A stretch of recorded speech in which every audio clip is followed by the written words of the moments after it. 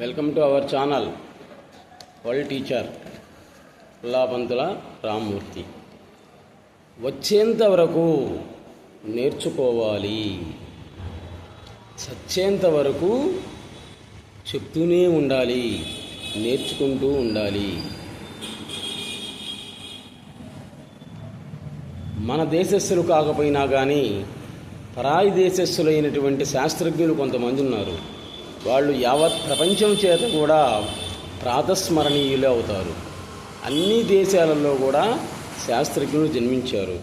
వాళ్ళల్లో సోక్రటీస్ ప్రాతస్మరణీయుడే అనటంలో సందేహమే లేదు. వాళ్ళని గురించి ఇప్పుడు మనం ఒక 2 నిమిషాలు చెప్పుకుందాం. భూమి సూర్యుడి చుట్టూ తిరుగుతుందా, సూర్యుడు భూమి చుట్టూ తిరుగుతున్నాడా, లేకపోతే తన చుట్టూ తానే భూమి తిరుగుతూ ఉందా అనే విషయాల గురించి ఎంతోమంది శాస్త్రవేత్తలు ఎన్నో పరిశోధనలు చేశారు. భూమి లేకపోతే బల్లపరుపుగా ఉందా అనేటువంటి దాని గురించి ఎంతోమంది పరిశోధనలు చేశారు. 1473 1543 మధ్యకాలంలో సోక్రటీస్ అనేటువంటి శాస్త్రవేత్త పరిశోధన చేసి చెప్పాడు, భూమి సూర్యుడి చుట్టూ తిరుగుతూ ఉంది అని ఎంతో పరిశోధన చేసి చెప్పాడు ఆయన. సూర్యుడు భూమి చుట్టూ కాదు, భూమి సూర్యుడి చుట్టూ తిరుగుతూ ఉంది అని చెప్పాడు ఆయన.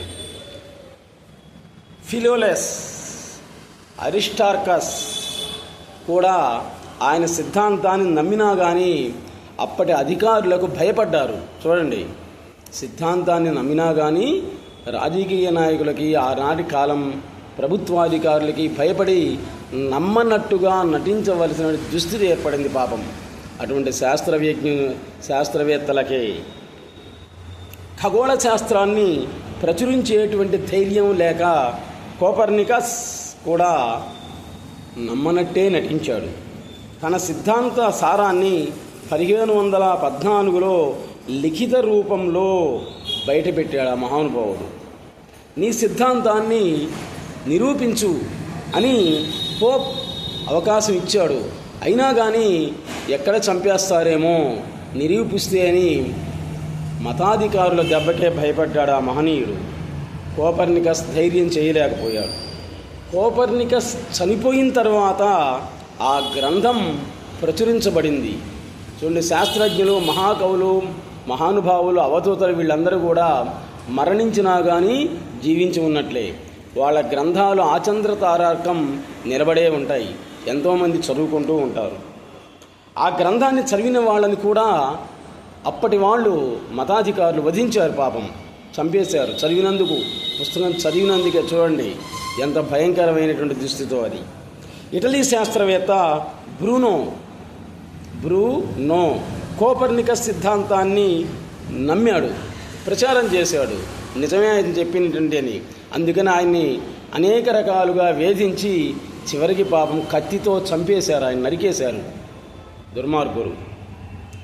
బ్రూనో మతాధికారి అయినప్పటికీ కూడా పాపం ఎక్కువ కాలం ఆయన ఆ పదవిలో నిలబడలేకపోయాడు.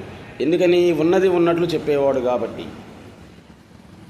మత గ్రంథాలు పుక్కుటి పురాణాలే అని చెప్పినందుకు ఆయన్ని రోమ్ నగరానికి తీసుకెళ్ళి చూడండి ఏం చేశారో దుర్మార్గులు, సజీవ దహనం చేశారు పాపం.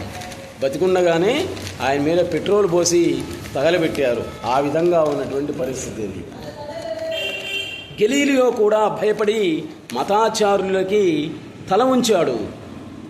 గెలీలియో లాంటి మహానుభావుడు కూడా తాను నమ్మిన సిద్ధాంతమే నిజం అని ఒకే ఒక్కడు ఆనాటి రాజులకి మతాధికారిని ఎదిరించాడు. ఎవరు ఆయన అంటే సోక్రటీస్. జాగ్రత్తగా వినండి ఆయన చరిత్ర. సోక్రటీస్ ఒక్కడే అన్నమాట. మీరు ఏం చేసినా పర్వాలా, నా సిద్ధాంతం కరెక్టే, నేను చెప్పేది కరెక్టే అని వాళ్ళకి ఎదురుబడి నిలబడ్డాడు ఆయన ఒక్కడే. అతడే నిజమైనటువంటి శాస్త్రవేత్త. అలాంటి ధైర్యం కలిగినటువంటి ధీరోదాత్తులు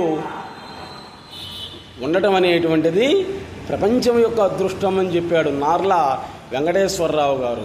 జాబాలి అనేటువంటి నాటకంలో మొదటి పేజీలోనే చెప్పాడు. సోక్రటీస్ మరణించినా కానీ ఆయన ధీరోదాత్తుడే, సజీవుడే అని చెప్పాడు. ఆయన జీవితాల కంటే నా మరణమే ఉత్తమమైంది అని చెప్పాడు మహనీయుడు. భయపడేటువంటి జీవితాల కంటే కూడా నా మరణమే ఉత్తమమైంది అని చెప్పాడు. చూడండి ఎంత భయంకరంగా ఆయన చంపారంటే, వేరే వాడి చేత చంపబడటం అది వేరు, నిద్రపోతున్నప్పుడు చంపడం అది వేరు, గాఢ నిద్రలో ఉన్నప్పుడు చంపేయడం అది వేరు.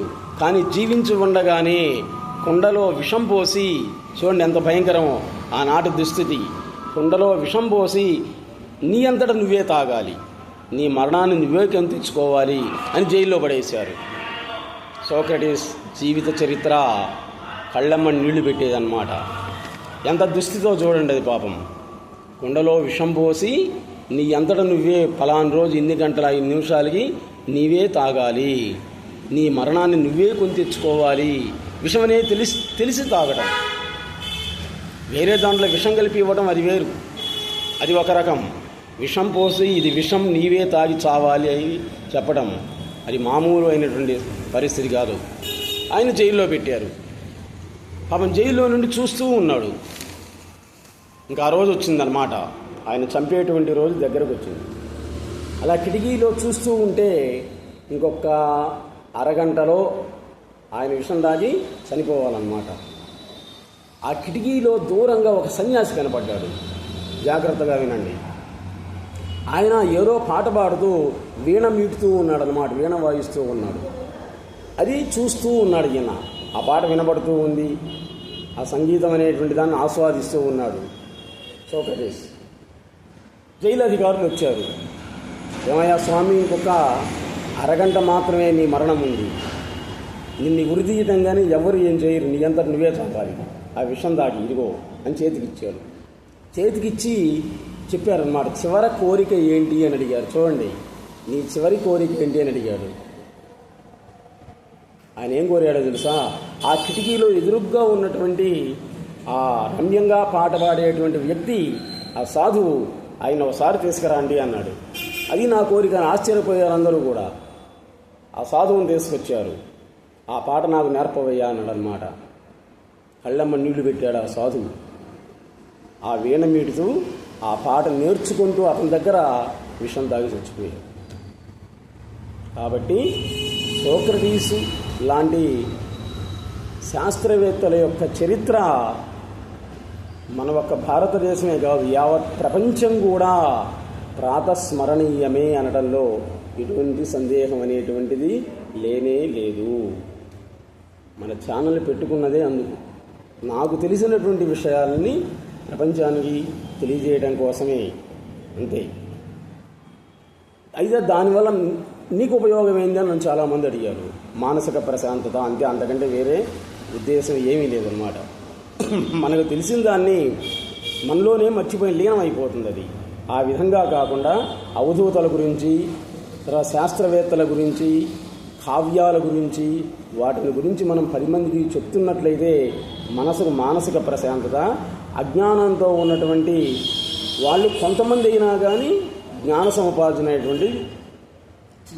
సముపార్జన గావించి కొంతైనా కానీ జీవితాన్ని మార్చుకుంటారు అనేటువంటిది. ఇద్దరు మారినా చాలు. మన వీడియోలన్నీ కూడా విన్న తర్వాత చాలామంది చూసి ఏమన్నారంటే, సార్ మొన్ననే నేను సద్గురు సుబ్రహ్మణ్యం గారి దగ్గరికి పోయి వచ్చామని చెప్పారు. కనీసం 300 మంది పోయి వచ్చారనమాట.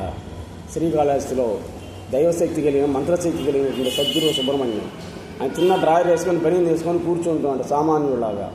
మరి ఆ వ్యక్తిని చూడటానికి, ఆయన మాటలు వినటానికి దేశ విదేశాల నుండి వస్తున్నారంటే, దేవుడి ముందు ఏ విధంగా అయితే బారికాట్లు కర్రలు అడ్డం కడతారో జనాలు రావడానికి, ఆ రకంగా ఇప్పుడు ఆయనకి సమయం కేటాయించారు. గురు దర్శనం కోసం, గురు సంభాషణ కోసం, మౌన భాషణ కోసం కర్రలు ఏర్పరిచారన్నమాట. టైం పెట్టారు. ఉదయం పూట 9 గంటల నుండి 12 వరకు, అంతే. 12 దాటిన తర్వాత ఆ గది మూసేస్తారనమాట. మళ్ళీ సాయంత్రం పూట 5 నుంచి సాయంత్రం 6:30 వరకు అంతే టైం పెట్టారనమాట. అంటే అంతమంది ఎక్కువ అయ్యారు.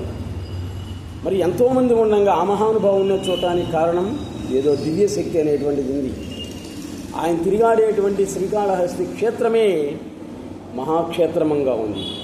ఆయన పాదార విందమే శక్తి కేంద్రం. ప్రతిరోజు సాయంత్రం పూట ఆయన కలలో జ్ఞానప్రసూనాంబ అమ్మవారు ఆమెతో మాట్లాడుతూ ఉంటాడు. కలలో వాళ్ళ చరిత్ర నాటి ఈయన ఏదో అవుతుంది, ఆమె ఏదో చెప్తూ ఉంటుంది. తెల్లవారిన తర్వాత చెప్తుంటాడు, రాసుకుంటూ ఉంటారు. అలాంటి 30 గ్రంథాలు అయ్యాయి. స్వామి ఇన్ని రాసావు, నేనేం రాయలేదంటాడు ఆయన. నేనేం చెప్పారు, ఎవరో చెప్పారు, నేను చెప్పిన నా కళ. అందుకే ఆయన కలగాని కళ్ళగాని కళ అన్నాడు అన్నమాట. చూడండి, కలగాని కళ్ళగాని కళ అన్నాడు ఆయన గ్రంథాలన్నీ కూడా. అది కళ అనుకుందామంటే కాదు, పోనీ నిజం అనుకుందామంటే కాదు. అటువంటి గ్రంథాలు మనం చదివితే చాలు. అంటే అవి అర్థం చేసుకోవడమే కొంచెం కష్టం, చాలా కష్టం, చాలా కష్టం, కొంచెం కాదు. అర్థమైందంటే మాత్రం మనం తప్పనిసరిగా మనిషిగా మారుతాం అంటే సందేహమే లేదు. ఒకసారి శ్రీకాళహస్తి, ఇల్లెండుమూడి అమ్మవారిని, అరుణాచల రమణ మహర్షి యొక్క ఆశ్రమాన్ని సందర్శించి తరించండి. మనం చేయగలిగింది అంతకంటే ఏం లేదు. ఎంత చదువున్నా, ఎంత డబ్బు ఉన్నా, ఎంత ఆరోగ్యం ఉన్నా, ఎంత అందం ఉన్నా కానీ మానసిక ప్రశాంతత లేకపోతే అవన్నీ కూడా బూడిదలో పోసిన పన్నీరే. మహానుభావుల గురించి వినటం, అటువంటి అవధూతలను చూడటం, ఇటువంటి శాస్త్రవేత్తల గురించి వినడం తప్ప మనం చేయగలిగింది ఏమీ లేదు. Please subscribe our channel. Ullapantula Ramamurthy world teacher. నమస్తే.